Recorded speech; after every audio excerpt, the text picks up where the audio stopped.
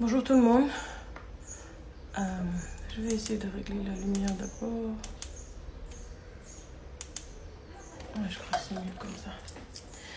Salam alaikum, bonjour tout le monde, j'espère que vous allez bien. Alors, je viens faire une vidéo sur le sujet qui passe en boucle sur tous les réseaux sociaux, en commençant par Twitter, TikTok, Facebook, Instagram. C'est l'histoire de Dubaï porte-à-poter. Je ne sais même pas comment on dit ça.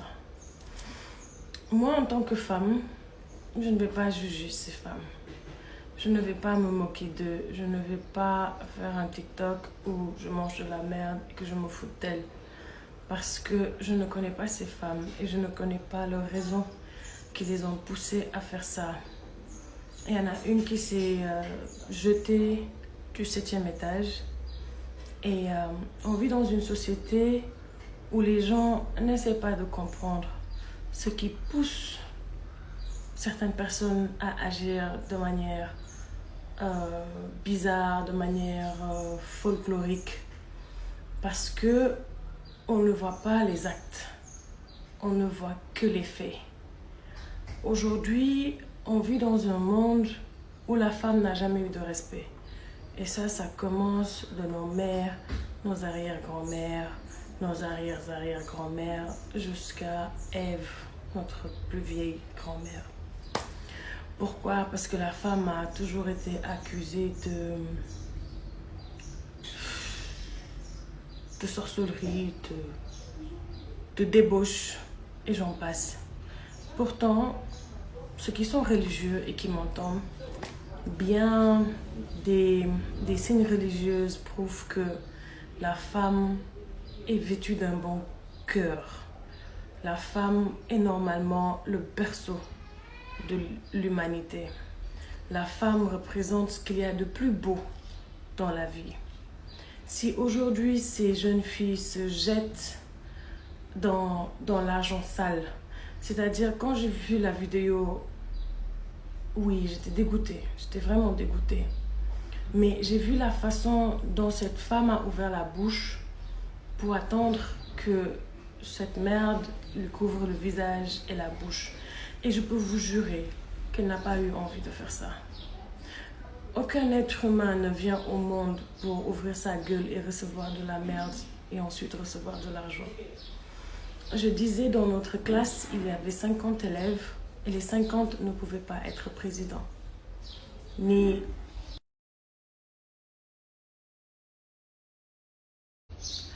Voilà, je vais parler un peu plus fort parce que j'ai remarqué que sur la première vidéo, je parle doucement.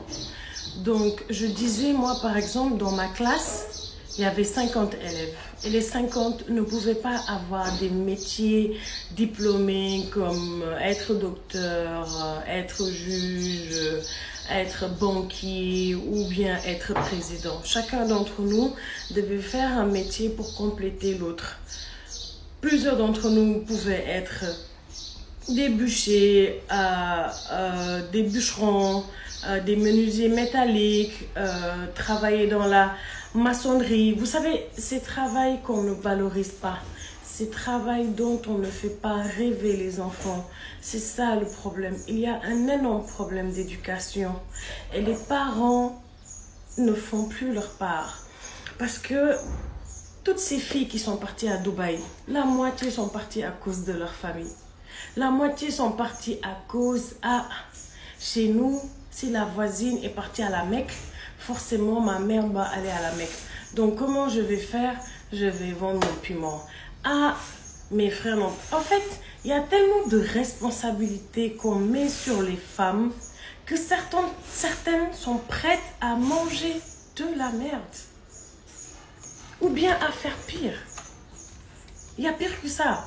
Je suis dans un milieu où je me bats pour travailler dur. Je suis dans un milieu où je me bats pour tracer ma route. Je suis dans un milieu où ça ne pardonne pas. Les gens cherchent l'étoile. Les gens cherchent le soleil. Déjà, moi, c'est l'amour de Dieu seulement. Déjà, moi, ce que je veux, c'est si Dieu a une télé là, il n'a qu'à me regarder, je vais lui faire rire.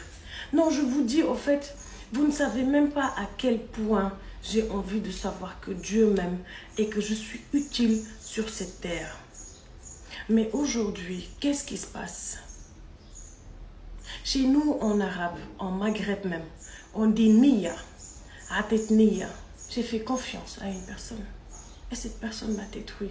Elle ne m'a pas détruit parce que je suis encore debout. En fait, le problème, ce n'est pas l'argent. Le problème, c'est le fait qu'on te fasse du mal et que cette personne se réjouit du mal. Mais Dieu a dit, j'ai créé le bien et le mal. Et tout ce qui m'arrive n'est que bénédiction. Je ne lui en veux pas. Au contraire, l'argent, j'ai commencé à travailler à 16 ans. Je sais comment me faire de l'argent, mais je ne sais plus comment pardonner. Voilà ce que je prends. Des antidépresseurs. Je prends des antidépresseurs pour dormir. Je prends des antidépresseurs.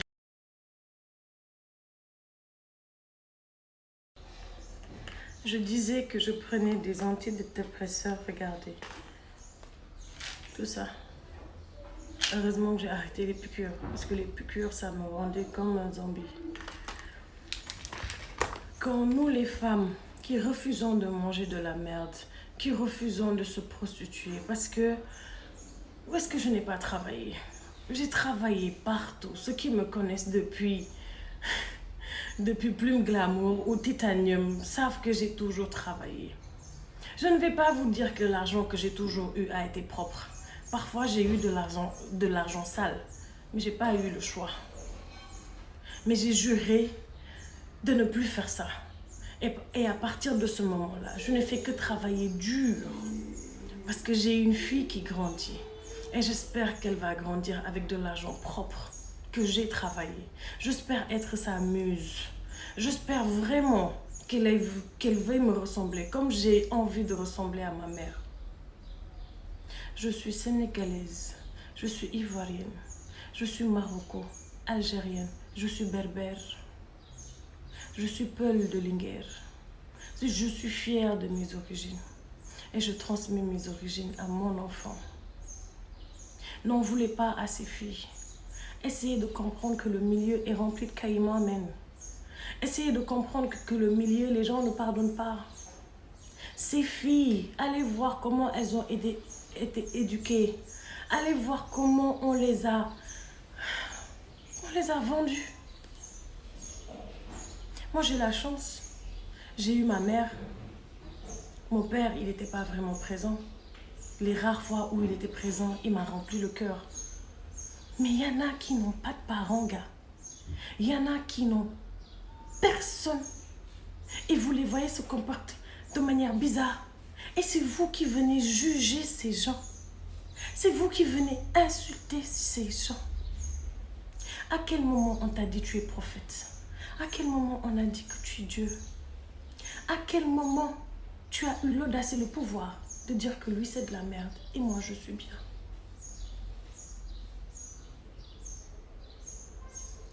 On dirait qu'on m'avait enlevé un rideau, ou bien le rideau est tombé. Mais le monde que je vois là, j'espère que cette génération, cette petite génération va grandir avec beaucoup de pitié et d'amour. Parce que tout tourne autour de l'argent, tout tourne autour de la brillance, tout tourne autour de « voyez-moi ». Et plus personne ne pense à Dieu. Plus personne ne prie réellement.